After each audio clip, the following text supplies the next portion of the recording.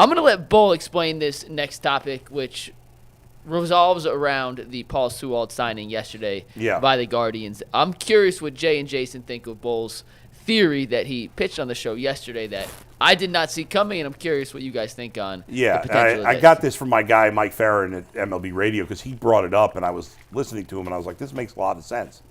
So he speculated that when the Guardians signed Paul Sewald, he thought it was a very odd move for them because you're adding to one of your strengths. Right, and the Guardians don't really ever spend significant money as on relief pitchers.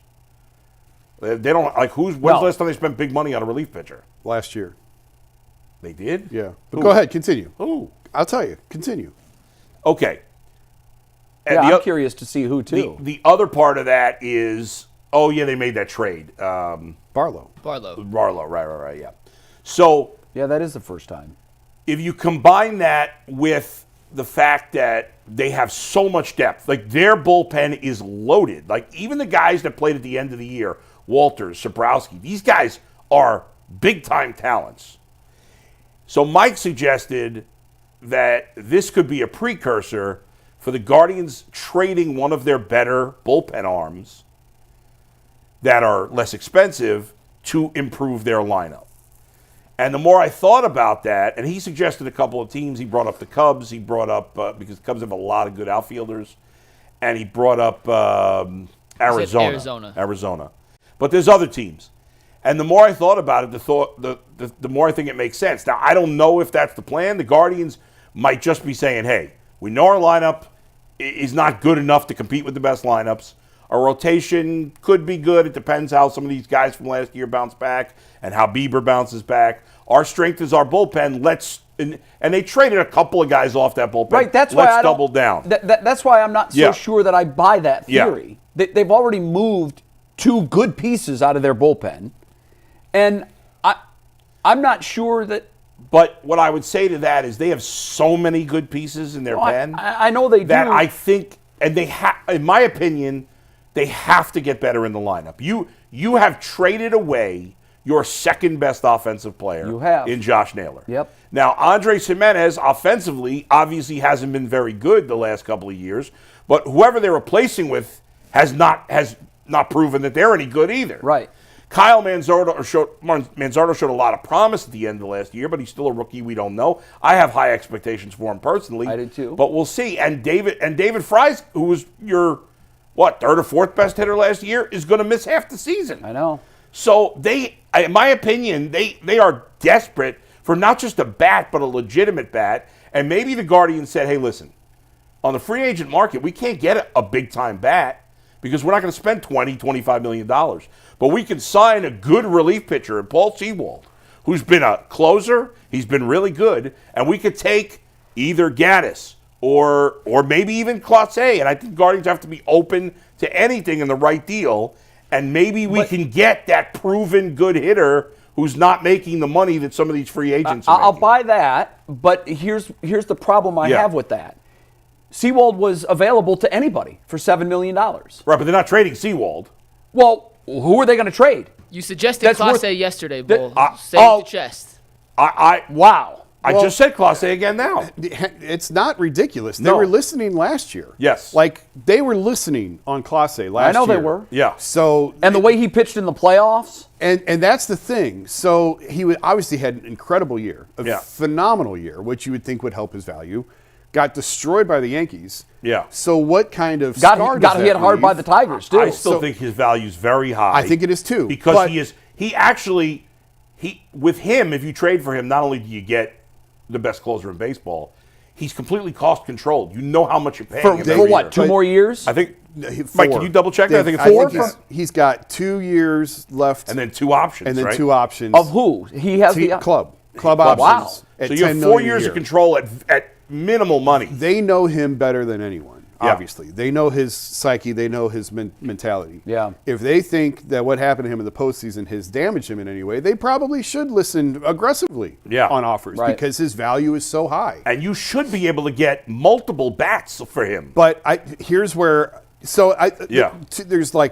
a reason why I think you're right and a reason why I think you're wrong. And by the way, Cade Smith or Hunter Gaddis are ready to step into that closer role Cade tomorrow. Smith ain't going anywhere. He's making No. But what I'm saying is, if you like, how many teams have the luxury of if you were to trade the best closer in baseball, you've got 1A right behind him. I actually think they might consider, if they did trade Clase, making Sewald the closer to keep Cade Smith in that role with that the flexibility. Sewald to use has experience innings. as a closer, and and here's why you may be onto something, because you said they need to replace Naylor. Well, they did with Carlos Santana. You may not like it. That's true. Yeah, you're right. But they still need an outfielder. But here's what they did. They took what value Naylor had, and I didn't think they were going to trade Naylor.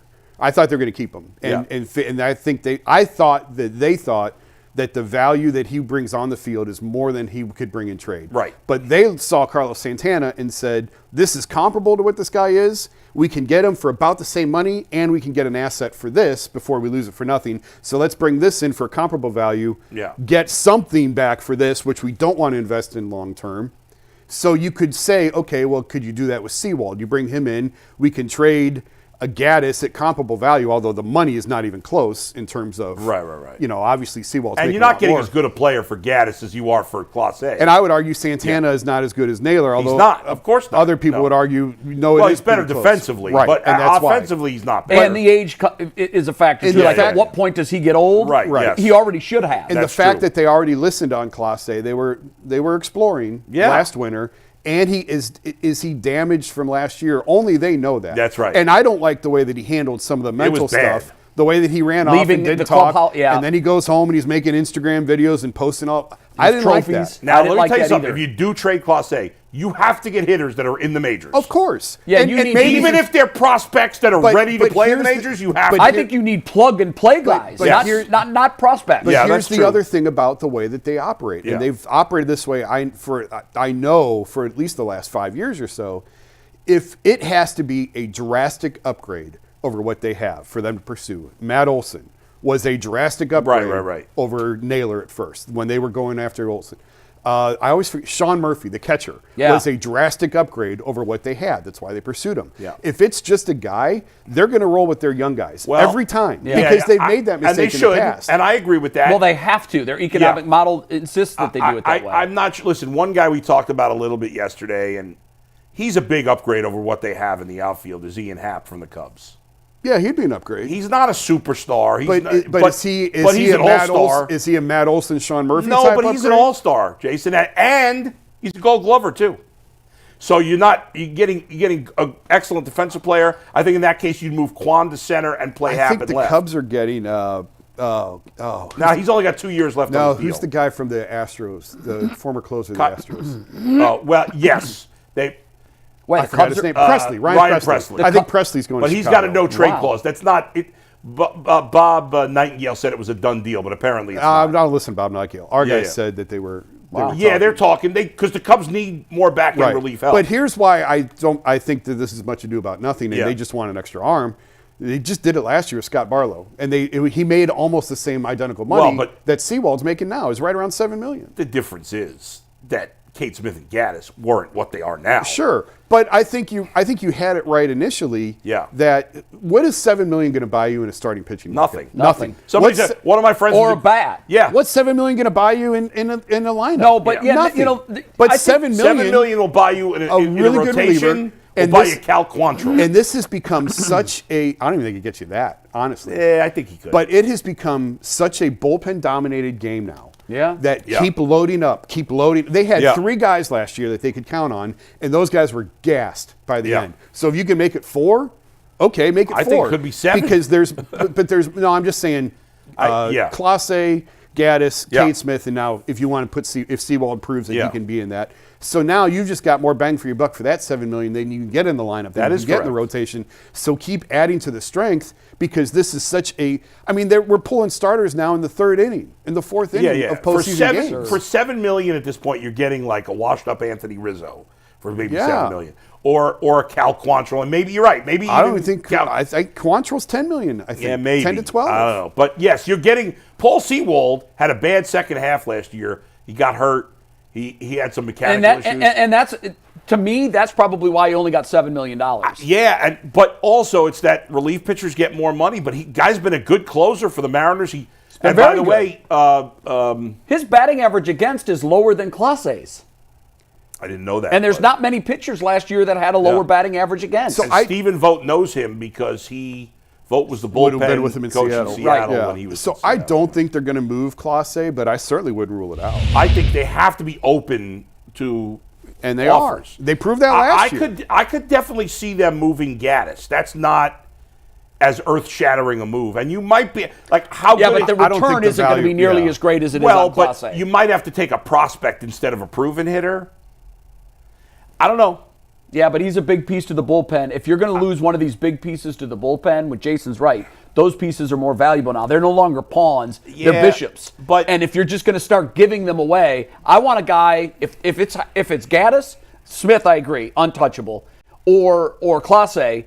I need a proven bat that's plug and play ready right now. That's gonna make a difference in this offense. With Clase, definitely. Here's the thing about like Hunter Gaddis. Guys like Hunter Gaddis, I'm not saying this is going to happen. There's a lot of guys, and we've seen this every year in Major League Baseball. There's a lot of guys that have a great year, and then the next year they're not the same. More at that position than anywhere position in ball. Here's why I like Gaddis is I think, I don't have the numbers to back this up. Yeah. I think former starters converted into relievers have a higher success rate because they have a better pitch mix. You're not just a one-pitch, two-pitch pitcher. Right.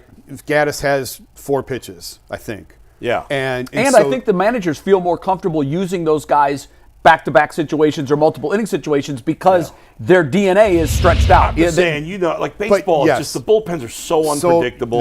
Particularly year to year. And that's why relief pitchers don't get as much money unless they're, studs. I will plant the flag on they are not going to make a major move in the bullpen. This is just shoring up an already a strength because they see where the game is going with bullpens. Yeah. But certainly don't rule it out. I do not like the lineup at all. I don't either. There's holes. Yeah. There are definite holes in the lineup. Yeah. I'm more discouraged, to be honest with you guys. I'm more discouraged when you compare what they've done and how they've changed their team. And it wasn't just some slight changes. They made some huge changes to this team. When you compare these changes to the changes that the team that is already on the top of the hill made, the disparity between the haves and the have-nots or the champion and everybody else, I think got bigger. I think the Dodgers improved themselves more than any other team, and they were already the best team. But at least they're in the National League. I don't think the Yankees are better. I'm not buying. There's a lot of propaganda. No, I'm not buying the Yankees are either, but I'm looking strictly at the Dodgers. And here's, I did a podcast last night with a guy, and we were talking baseball, and this is the point that I made. What I'm rooting for in this postseason is the Dodgers to run the table. Sweep every single layer of the playoffs. Win 130 games. Win 100. I said that. I actually said I want the Dodgers to win 130 games. Yeah. I want them to sweep every single round of the playoffs. I want the ratings to tank. And I want Major League Baseball, the folks that run Major League Baseball, to finally wake up and look at this and say, uh-oh, now we have a problem. Now, listen, I just want to say this for the record. It doesn't really matter because what's happening is bad for the sport. But for the record, I believe the Dodgers are not the bad guys here. The teams that don't spend are the bad guys. And Bull, I don't even know that they are. I think that. Well, I think they are because they're taking money from the other teams and not spending it. They are, but they're doing. They found a loophole that they're taking advantage of. Yes, just like the Dodgers found a loophole that they're taking advantage of. But the Dodgers loophole is trying to win. The other teams are not trying to win. I know, but they're trying to make money. And can you fault them for that? Like, if you can make more money losing 90 games than the team that wins 90 games, you've incentivized poor play. Right, that's right. And if you have a floor and a ceiling, I think it fixes everything. If you need to make money, get out. I agree with that. If you need to make money to own a team, then get out. But here's the problem. When they vet these owners at the time of purchase, they told guys like Mark Cuban, no, we don't want you. Yeah, it was stupid. In the meantime, they tell Paul Dolan and the Larry Dolan group, come on in. Yeah. They were cash poor to begin with. They didn't have empires of $1 billion. He was a lawyer.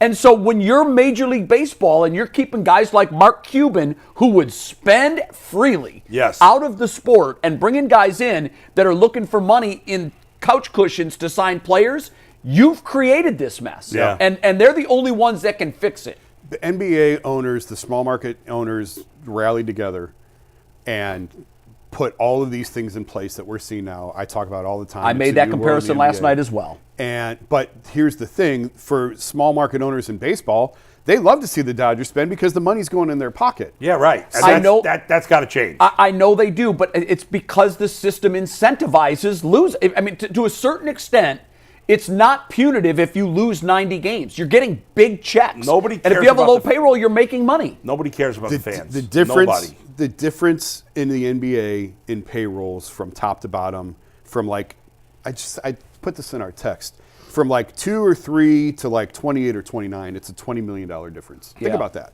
It's unbelievable. From the top to the bottom, from the very top to the very bottom, it's like 40 million, I think. Yeah. 45 million. The nature of baseball, it's okay to have more disparity than in the other sports, but Why? not to the point it is now. Why? Because money within reason, the Dodgers is not within reason There's anymore. a $300 million more than that. Right, and that's too much. I'm just saying I'm okay with the disparity being bigger in baseball because the difference between $180 million payroll and $130 million payroll could negligible. be meaningless in baseball because, I mean, the Mets, 2 years ago, the Mets had the highest payroll in baseball, didn't even make the playoffs. Right. Because if you spend it, spending in baseball doesn't mean you're going to win. Correlate to winning as much. Right. It raises your floor, I think. Still, I think what they need to do is take the total sum of player salaries and come up with, okay, so that's the number. Let's just say, for the sake of this argument, that it's $100 billion. I have no idea what the total payroll is.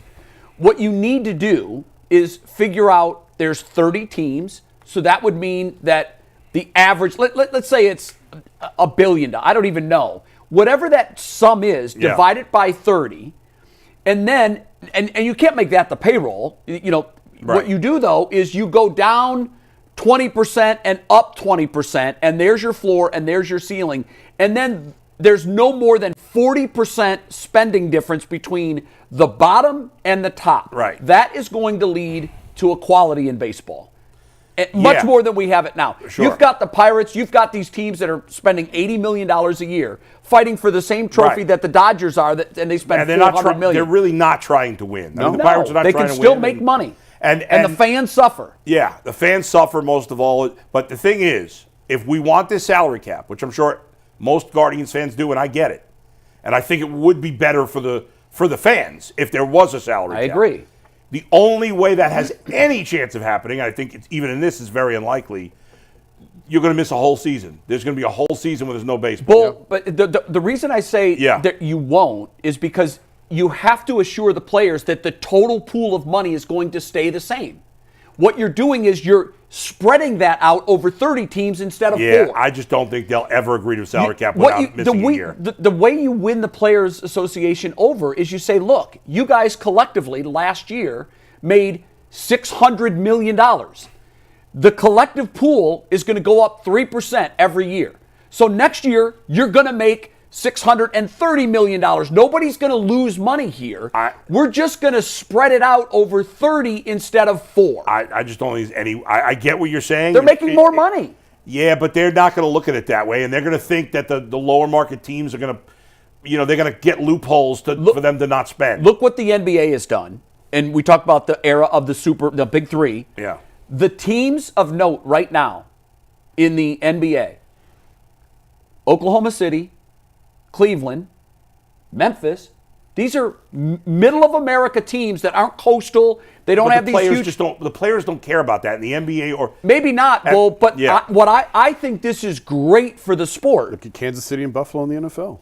Exactly, small markets. I'm telling you, the players' union in baseball is much stronger than the other sports. They are. I think they're the strongest union perhaps in the world. They're never going to go for it. But Bull, what you have to assure them is, we're going to build in more salary for your members. So if your members today are making $600 million, we're going to guarantee you that next year you're going to make $650 million. And the year after that, it's going to be $700 million. I guess if they could guarantee something like that, maybe, but there's no trust. The players don't trust the owners at all. Yeah. And that's going to be hard to overcome. And there's a overcome. reason, because the owners won't open their books. Yeah, right.